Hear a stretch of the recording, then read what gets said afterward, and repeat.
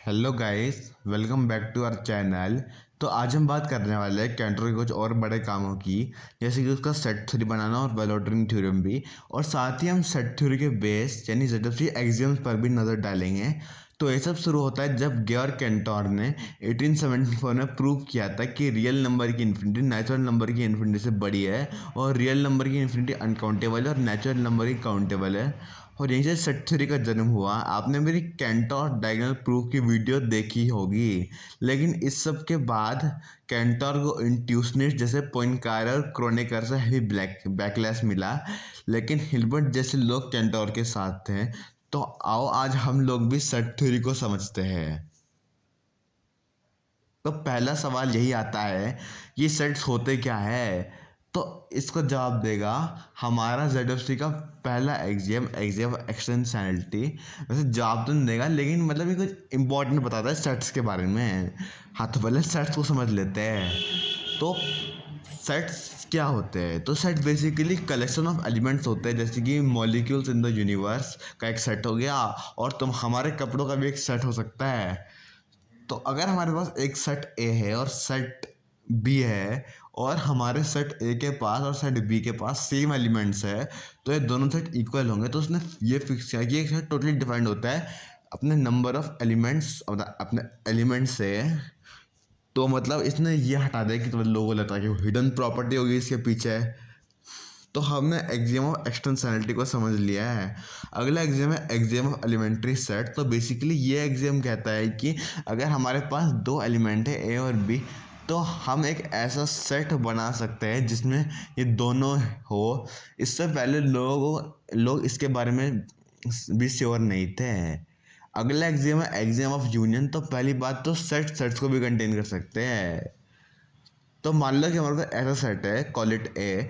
तो हम एक ऐसा सेट बना सकते हैं जो कि सेट ए के अंदर वाले सेट के एलिमेंट्स को लिखता हो। तो ये एक्सियम ज़्यादा लेयर्स को एक लेयर में लिखता है। अगला है एक्सियम ऑफ पावर सेट। तो ये कहता है कि अगर हमारे पास एक सेट ए है, तो हम एक ऐसा सेट बना सकते हैं जो सारे ए के सबसेट को कंटेन करता हो। और सबसेट मतलब एक ऐसा सेट जो एक बड़े सेट के एलिमेंट से ही अपने एलिमेंट्स रखता हो। अगला एक्सियम है एक्सियम ऑफ इन्फिनिटी। तो ये कहता है कि इन्फिनिट सेट भी एग्जिस्ट करते हैं जिनके एलिमेंट्स कभी ख़त्म नहीं होते, जैसे कि नेचुरल नंबर। अगला एक्सियम का जन्म हुआ था रूजल पैराडॉक्स से। तो ये सॉल्व करने के लिए ये एक्सियम आया था। तो बेसिकली रूजल एक इंट्यूशनिस्ट थे, और उसे भी सेट थ्योरी से कुछ दिक्कत थी। तो उसने सोचा एक ऐसा सेट के बारे में जो सारे ऐसे सेट कंटेन करता हो जो अपने आप को ना कंटेन करते हो। लेकिन अगर हम उस सेट को ही देख ले, तो बाय डेफिनेशन उसे अपने आप को कंटेन करना चाहिए, पर ऐसा हुआ तो उसे अपने आप को नहीं कंटेन करना चाहिए। तो ये एक बहुत बड़ा पैराडॉक्स था, और इसलिए आया एक्सियम स्कीमा ऑफ सेपरेशन। तो ये कहता है अगर कोई सेट कंस्ट्रक्ट करना है ऐसे रूल के बेसिस पे, तो हमें कोई बड़ा सेट लेना पड़ेगा। जैसे अगर हमें ऑड नंबर का सेट कंस्ट्रक्ट करना है, तो इस केस में वो बड़ा सेट हो जाएगा नेचुरल नंबर का। इसके बिना वो सेट नहीं रहेगा। और वैसे ही ये भी एक सेट नहीं है। आगे वाले एक्सियम पे बढ़ने से पहले हमें वेलोड्रिन थ्योरम को, जो कि केंटर का एक और बड़ा काम है। तो वेलोड्रिन थ्योरम का मतलब है किसी भी रूल के बेसिस पे उन्हें लिस्ट करना, मतलब एक सेट को लिस्ट करना। तो बट इसके कुछ रूल्स भी है, जैसे कि एक सेट उस जो वेलोडर कर रखा है हमने, उसका क्लियर स्टार्टिंग पॉइंट होना चाहिए। तो होल नंबर के केस में वो ज़ीरो हो गया, और अगला ढूंढने के लिए हमें +1 करना होगा। और इंटीजर्स के केस में हम उन्हें एब्सोल्यूट वैल्यू के बेसिस पे वेल ऑर्डर कर सकते हैं, लेकिन रियल नंबर के केस में फंस जाते हैं। और कैंटर में फंस गया था, लेकिन जर्मेलो के एक्सियम ऑफ चॉइस की मदद से, जो कि ZFC का C है, की मदद से सारे रियल नंबर को वेल ऑर्डर कर दिया। अगला है एक्सियम ऑफ एम्प्टी सेट। ये जर्मेलो की ओरिजिनल लिस्ट में नहीं था।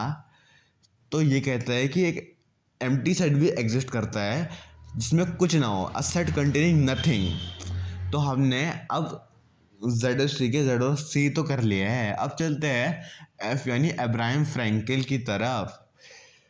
तो इसमें सिर्फ एक ही एक्सियम है, the axiom schema of replacement. तो ये कहता है कि अगर हमारे पास एक सेट है और अगर हम उस सेट के साथ कुछ रूल लगाते हैं, लोग ऑपरेशन करते हैं, तो रिजल्ट हमेशा एक सेट होगा।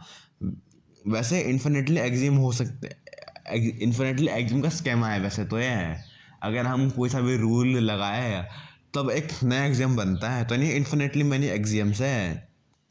और इसी के साथ हमने सारे के सारे जनरल एग्जाम कर लिए हैं। इस चैनल पे सेट थ्योरी की बहुत सारी वीडियो बनेगी, तब तक के लिए बाय।